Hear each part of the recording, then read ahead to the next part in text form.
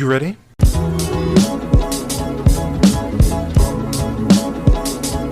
You're listening to the Real Pineapple Podcast Network.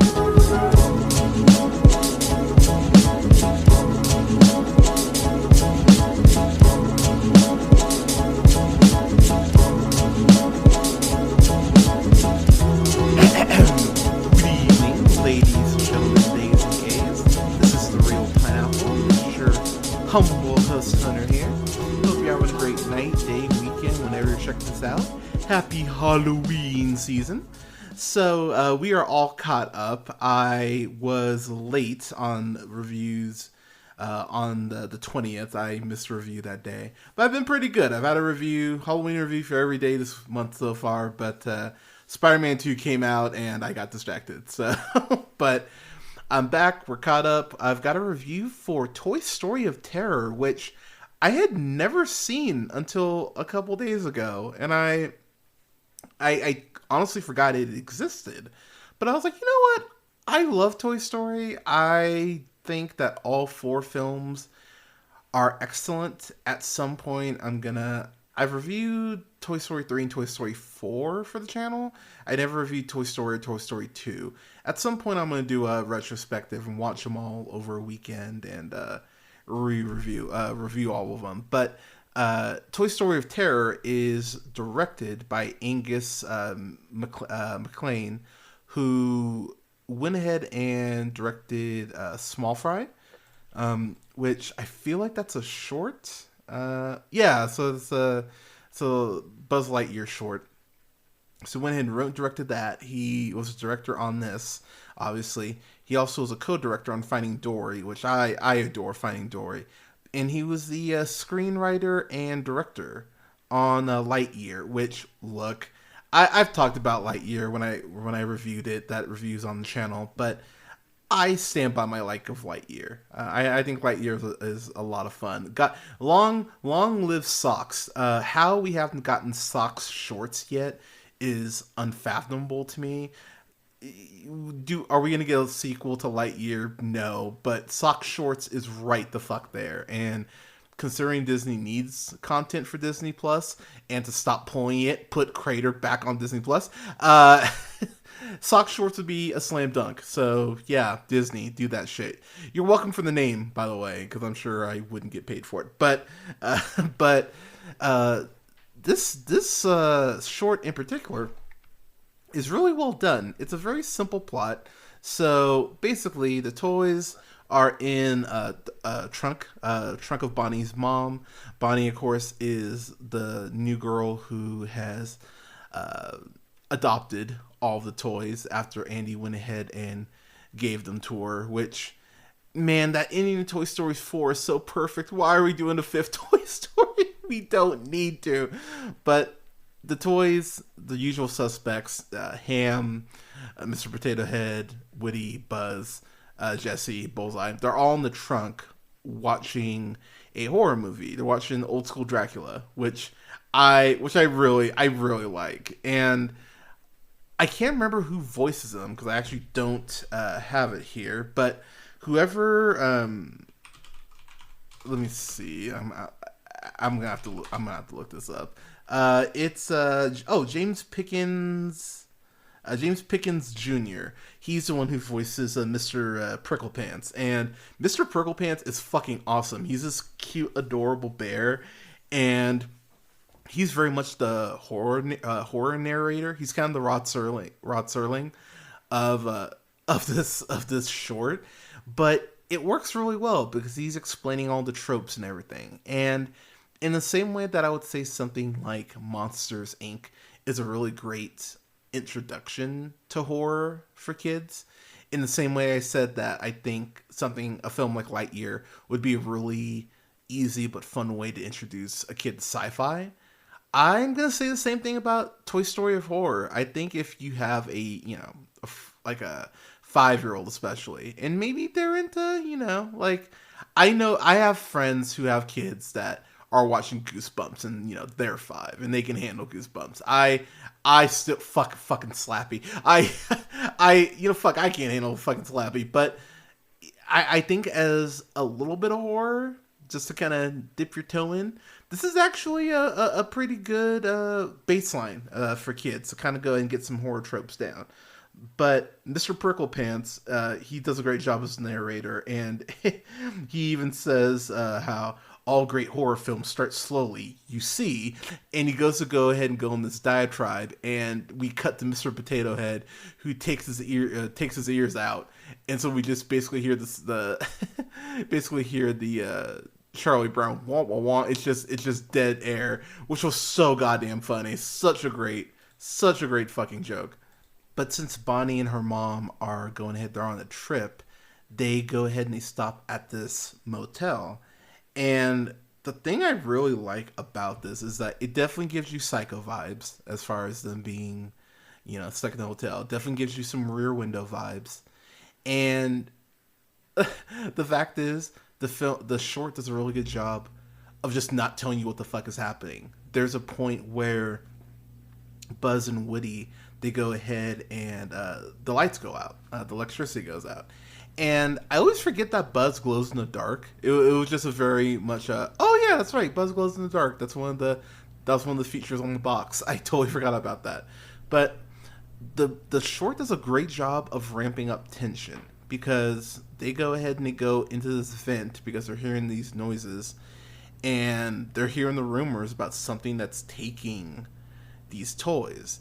And I love how Mr. Pricklepants is actually the one who goes, well, this would be the part of the horror movie where everyone starts getting picked off one by, and you can't even finish his thought because he gets taken away. And as I'm sitting there watching it, I'm going, there has to be an explanation. There has to be a logical explanation for why this is fucking happening.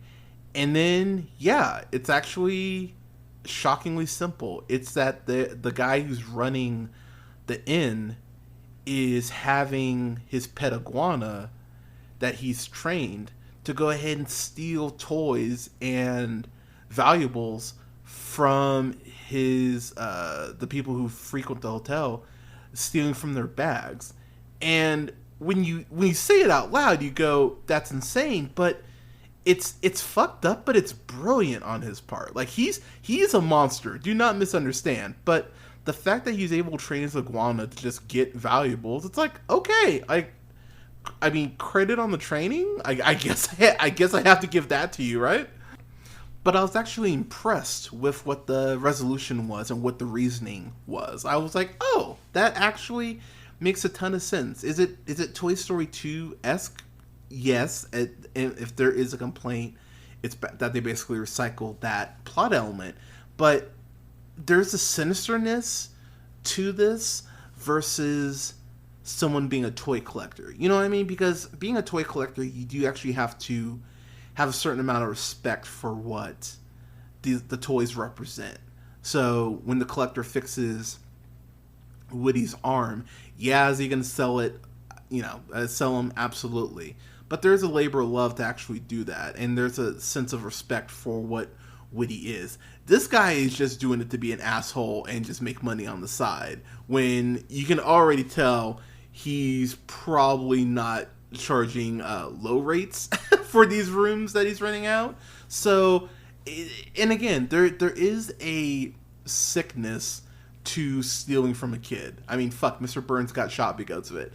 It's pretty intense that that's even a thing that would even cross your mind, let alone something that you would execute. And when you see the amount of toys that he has in his office that he's selling basically on eBay, you realize, wow, he's been doing this for a while. And that was something that I actually wasn't expecting. So, and also Jessie. I'm such a fan of Jessie as a character. This is really her, I don't even want to say coming out party, because that would be Toy Story 2, but there's a focus on her that I love that Jessie's getting the spotlight here. They bring it back with Toy Story 2 as far as her anxiety about being trapped in a box. It kind of reminded me of Storm and like how claustrophobic she is. I really like the way they brought that back, and they use that as a fear on top of the iguana in a way that actually does build tension, in a way that I dig the way that she's being written here, and the way that she is having to go ahead and really be the one to save the day. Plus, there is a new toy introduced in Combat Carl, and Combat Carl fucking rules. I shout out to Carl Weathers. I need more Combat Carl in my life, and the fact I don't have him makes me very sad. I want more Combat Carl. He fucking rules. But this is a great short. It flies by, too. It's like 23 minutes, something like that. But for those of you who haven't watched it, it's on Disney Plus. I highly recommend. This is a solid A. Like, I dug this so much, and it's something I'm gonna have to watch every Halloween season moving forward. I'm so happy it's such a surprise, and I was stoked. I was really stoked when I finished this and went, wow, this is the same quality of these Toy Story projects that they just keep turning out and finding a way to make work. So, yeah, props to Angus.